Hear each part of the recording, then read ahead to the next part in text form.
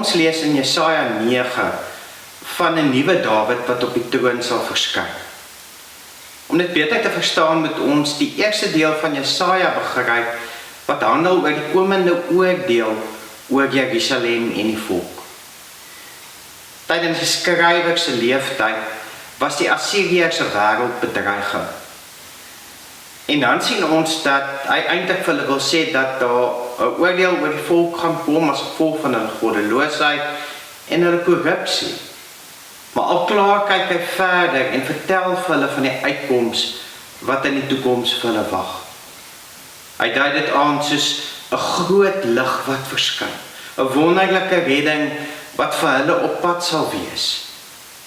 In Jesus Christus word hierdie redding waar en hy sal genoem word Wonderbare Raadsman, Magtige God, Ewige Vader, Vredevors.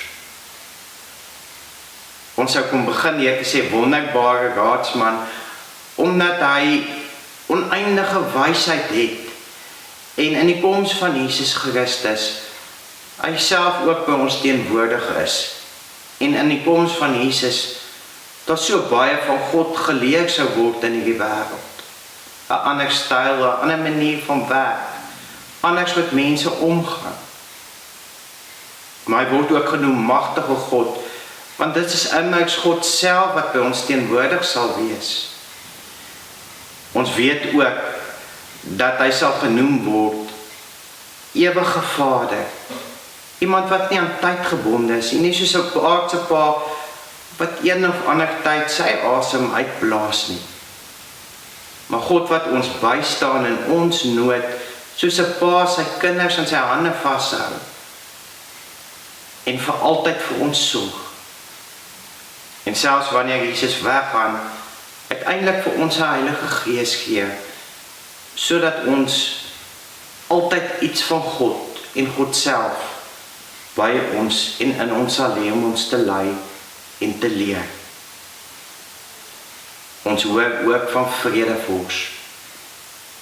Teenoor die korrupsie en die geweld van die tyd, die geweld van die ballingskap wat vir hulle sou voorlê, is dit God wat vrede bring, liefde vergestaal, 'n voorbeeld daarstel, en weer eens sy Gees, wat ons altyd daarvan sal oortuig, om die pad van vrede te loop, soos wat Jesus ons ook geleer het. As ons vandag na die wêreld kyk, kan ons nie anders as om te sê, dat hierdie boodskap in Jesaja so relevant vir 2024 is nie. Ook ons, en in ons tyd is daar oorlog en gerugte van oorlog. En ons bede is dat hierdie wonderbare Raadsman ook die wêreldleiers en onsself in hierdie tyd so sal bemagtig, dat ons verantwoordelike besluite sal neem. Dis verder ook ons bede dat ons daaraan sal dink dat God magtig is om dinge te verander en leiers en enige iemand wat in hom glo of nie in hom glo nie, of selfs nie in hom wil glo nie, so in hulle harte sal werk dat hulle tot ander insigte sal kom, sodat hierdie wêreld weer iets van God se liefde en vrede kan vergestel. Maar ook die sorg, ook die permanente versekering en geborgenheid wat daar in 'n pa gevind kan word, wat nooit weggaan nie. Maar trouwens vir ons eerder sy Heilige Gees stuur, sodat ons sy voortdurende wysheid en raadmanskap kan ervaar in ons lewe.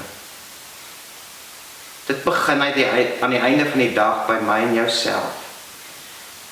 Is dalk nie binne ons magte, of ons is dalk nie in staat om groot wêreldleiers te beïnvloed nie. Maar dit begin al by my en jou Kersfees hierdie jaar. 'n Kersfees waar ons opkyk, die lig raak sien, die hoop wat daar in Jesus Christus is, die ontsaglike blydskap wat ons almal na uitsien na 'n moenelang jaar. Kom ons gaan verstaan en kyk op na die wonderbare Raadsman, Magtige God, Ewige Vader en Vredevors hierdie Kersfees. Amen.